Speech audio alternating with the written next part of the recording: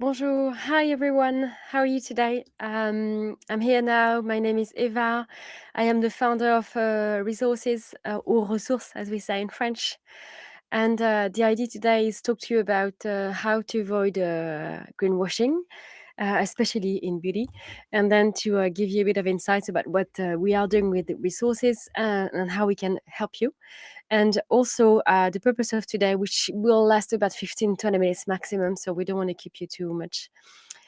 We are going to talk about the premium members launch because we want to help you become a founding member, so that as a founding member you have access to more content regarding resource, and you can also give us insight about what you need in terms of sustainability and beauty. So let's start with the presentation quickly. Thank you for joining us today. To start with, I'm really glad that you are here with us.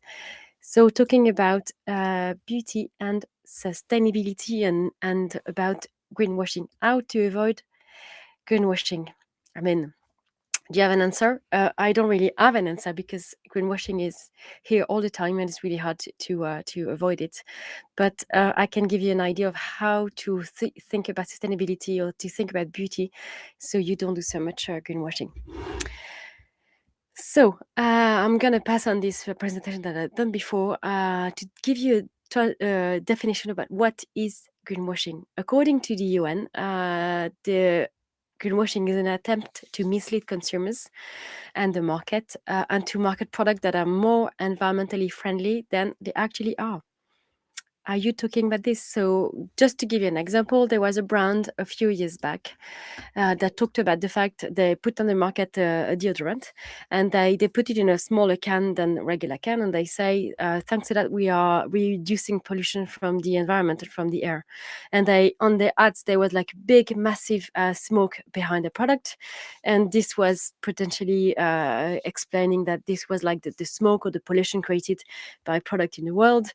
Technically, it's not necessarily impossible that they reduce the smoke and they reduce the pollution overall if they are working on reducing the carbon impact.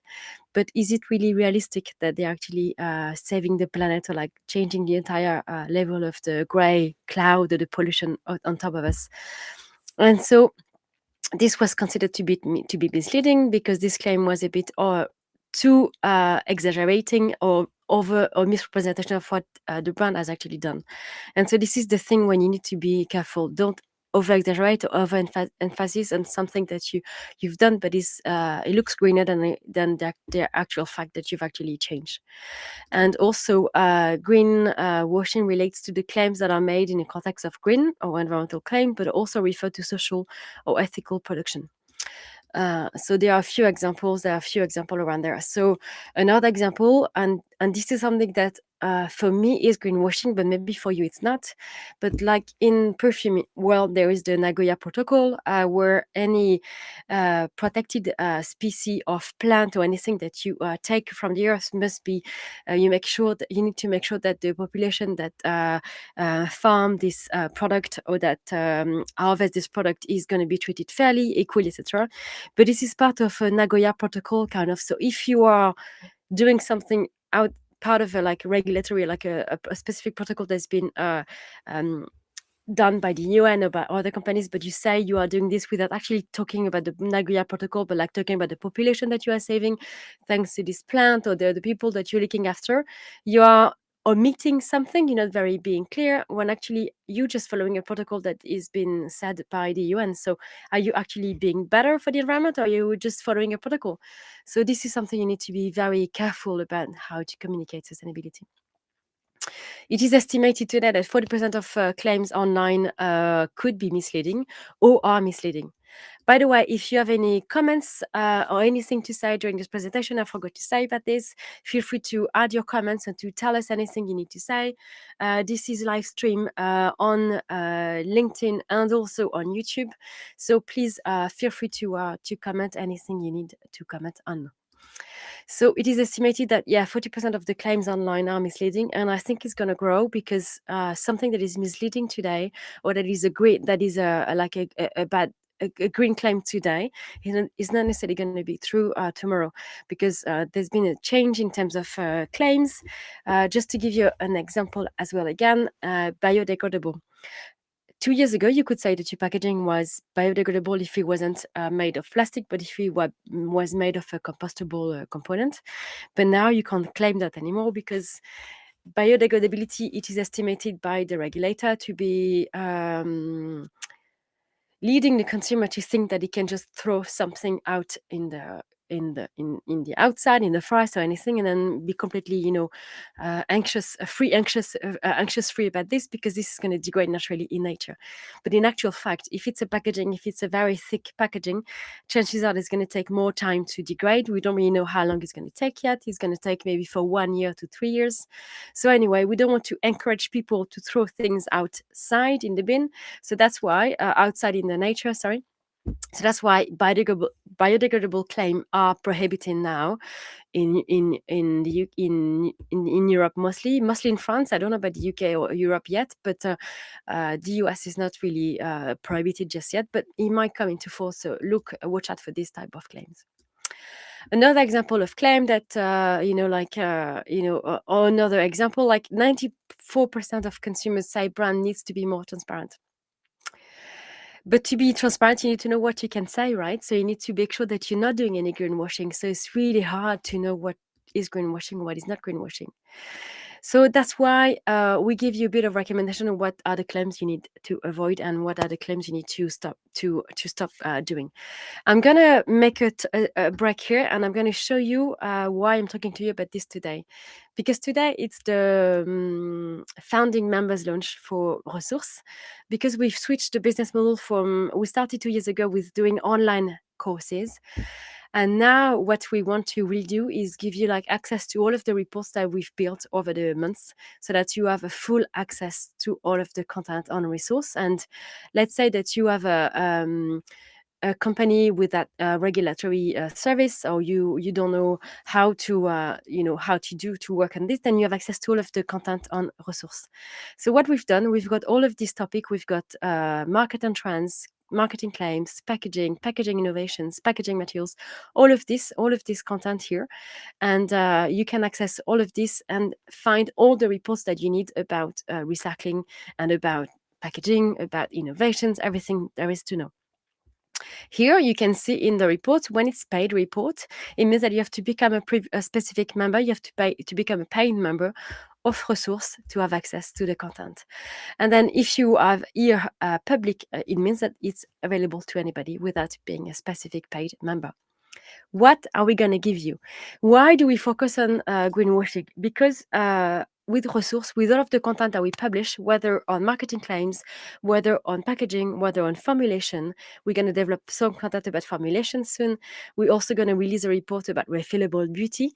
Whatever content we supply in Resource, everything is to help you avoid greenwashing, because greenwashing starts at the manufacturing and the conception of your product. Because if you conceive them in a way that is not actually greenwashing, that is not actually greener for the environment, at the end of the day, when you're going to promote this a new product, it's not going to be properly green. So you're going to be, you could be tagged of being doing greenwashing. I don't know how many people are live because I can't really see that, but please feel free to comment on LinkedIn or give me your comments if you have any questions. So if you become a member of Resource, you have access to all of this introduction and definition of the sustainable beauty claims. We've released also the content about the consumer trends and expectations, notably the macro trends, also the new attitudes and the new behaviors when it comes to sustainable beauty, and in general, the sustainable beauty trends. What is sustainable today? What is considered sustainable? What is not? And what is moving in our industry? The second part of this marketing, so we start with the marketing content. This is the marketing claims and marketing, sustainable beauty marketing. And then if you go a bit further down below, we are here with sustainable packaging. So I'm going to continue on the marketing and go back to the packaging later. So if you become a member of Resource, you also have access to all the wording regarding sustainability, what people understand and how do they talk about sustainability. Why are we moving towards clean beauty? Like, is it clean beauty 3.0, or is it like a move towards something else? Are we going to still use the word the words clean beauty, or we're going to use something else. So we did this report with the agency Dean Vibe. They specialize in social listening, so they've been doing online research, etc., about how people are talking about sustainability and beauty. So is clean beauty taking a new turn, and how can brand leverage this new change in consumer behavior? So the way we built our reports with a resource, we always have a video, and the video is the detail of the presentation, and then you also have the article. So you are free to choose depending on your learning style, because we think that we're all different. Depending on your learning style, you can either read the article, listen to just the voice over of the video, or the voice of the video, or you can just watch the video. So in the video, you will have the entire presentation and plus the presenter presenting it.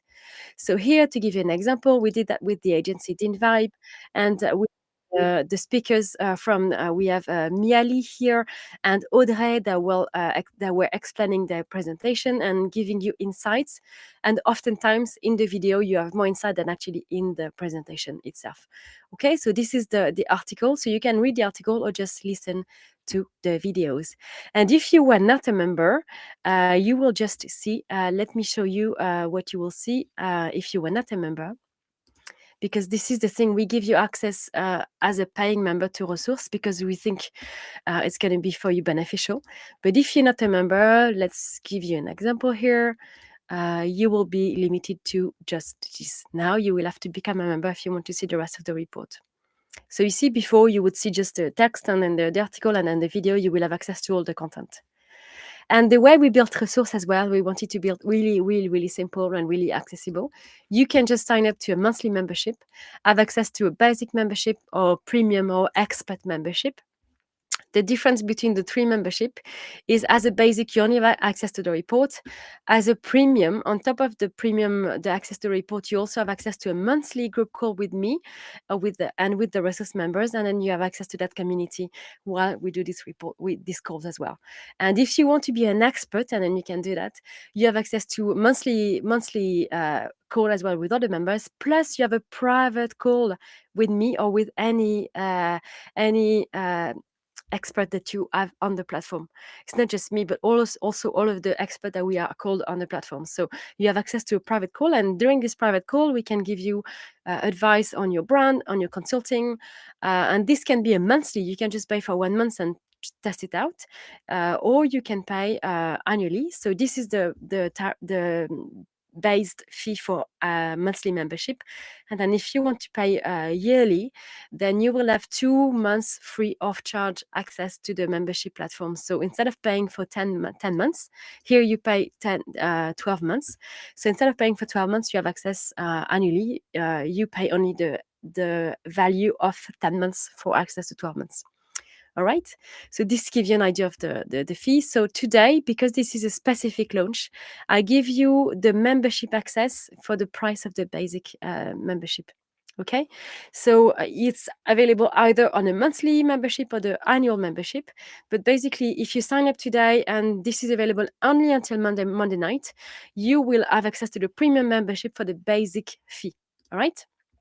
I'm going to stop this here because this is a sales pitch, obviously. But I want to go back to the presentation and show you what type of information you can find on a resource. Obviously, if you go here into the contact underneath here, you can ask for a specific demo. Then you can send an email to us, and then we can give you all the details that you need. Or you can book a private call for a demo of the platform, and we show you everything about this platform. All right. Now I want to go back to the presentation and to go back to the how to avoid greenwashing. So just to give you a quick recap, the thing I would like to give you insights on is the type of claim you need to avoid. For me, I think you need to avoid the zero waste claim. Why? Because technically, when you make a product, you're not going to do zero waste. You're going to use energy, you're going to use electricity, you're going to use product, you're going to use you're going to have leftover waste. Even if you try to re-input everything into your manufacturing process, you're going to have some waste left over. When the consumer uses your product, he's going to use electricity, he's going to use energy, he's going to use water, he's going to use anything else, he's going to create waste as well while using your product. So even technically, if you put like a second life or second use for your product, an afterlife use, if you like, let's say you have a jar, and then at the end of the jar, you can use it as a candle holder or something else. Then of course it's going to be reused, but it's not sure that this is going to be the case. And at the very end of life of the product, is going to be to waste anyway. It's going to go to waste. So you can't really claim that very much. Another example is eco-friendly. Why eco-friendly or greener, for instance? Because technically, it's really broad claim. It's very wide. It doesn't really need to say anything specific. It's very a generic claim, so you can't really say eco-friendly or greener because it doesn't really mean anything. What does it mean? You're eco-friendly. Okay, how? What have you done of your product to make it more eco-friendly, or what have you put in place? Biodegradable, it's a prohibited claim today in France and in some countries in Europe. It wasn't, but it wasn't prohibited 2 years ago, meaning that 2 years ago this wasn't considered greenwashing. But now, if you use that claim, it's going to be considered greenwashing, and it's going to be it's regulated as well. It's completely prohibited. So you need to think about, something that is true today wasn't true yesterday, and same for the future. Something that you can do today is not necessarily going to be able to do it next, soon. So it's really hard to know what to do next. Another example of what not to do is recyclable. Why? Because technically, something that is recyclable in your country is not necessarily recyclable somewhere else. So if you sell your product globally, you can't really claim that they are completely recyclable everywhere that you sell them. Okay, so these are a few examples of what we can help you with and what we can give you. And this is a soft launch today of the resource, and I want to give you access as a founding member. Because if you become a founding member, you have access to the premium access instead of the basic. And also, as a founding member today, what we want to give you access to us and to the content creation of resource. Because we give you this discount, we expect from you to give us insight about what are your struggles right now, and what are you mostly working on. And also, we want to build the next report with you. We want to make sure that whatever we build is in line with what you need. We already know what you need because we follow the industry really closely. We meet with brand regularly, so we know what you need. But the plan of this new membership is to help you become a member, and for us to have access to you, and you to have access to us in a deeper way, so we can work and develop this content together. All right. So another example, I give you also access to, I sent you a weekly newsletter. And in this weekly newsletter, you can click on the weekly newsletter here and have access to the latest content. So here, this is the resource inside, which are public and free to access. And here, these are the member-only content. So when you click on this, you have access to the member content, and you can read all of the reports. So we send our newsletter only once a week on Friday. We don't want to spam your voicemail, your email, sorry. So we only send it to once a week on a Friday morning. So then Friday, you have more time to look at the reports. Okay. So this is our lovely newsletter. Usually you have my editorial, and then after that you have all of the content. And in the newsletter, we also give you like a review, a press review, or like a market watch, if you like, of what's happening in the market right now, to give you up to date and with the very latest information regarding sustainability and beauty. So what do you gain from resource? You gain access to a specific content related to beauty, to sustainability, because you can find a lot of information about beauty and innovation, a lot of information about sustainability, but nothing related to sustainability in beauty and itself. We work with experts in regulations, we work with experts in packaging engineering, we work with experts in formulation and chemistry. And in the content that we release for member this year, we are working on the marketing claims. That's why today we wanted to do the talk about marketing claims. We talk about the consumer trends and expectation, the sustainability wording, the brand purpose and brand marketing, and also the claim regulations. What is going to be regulated?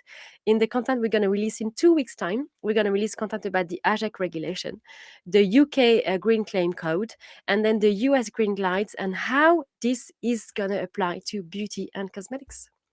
All right. So become a member today. The special offer is gonna stop at the end of Monday, and then after that, the access will be shut to resource. You won't have access for 3 months, and then we're gonna work on these regulations. And also, we are releasing a report about refillable beauty that will be released in about a month's time, 4 weeks time, about what to do and how to consider refillable beauty. This will include regulations, market figures, and also technical side of the refillable beauty. All right. That's it for me for today. Thank you very much for your time. Please feel free to follow. If you want, I can give you the access code for the discount. Send me an email on LinkedIn. Send me a message on LinkedIn on my private profile, Eva Lagarde at LinkedIn, to get access to this access code because I can't send it here. LinkedIn is going to remove it. So just send a private email and I will send it to you specifically. Thank you for your time. Thank you for listening. And let me know if you have any comments or anything that you need. Thank you. Bye bye.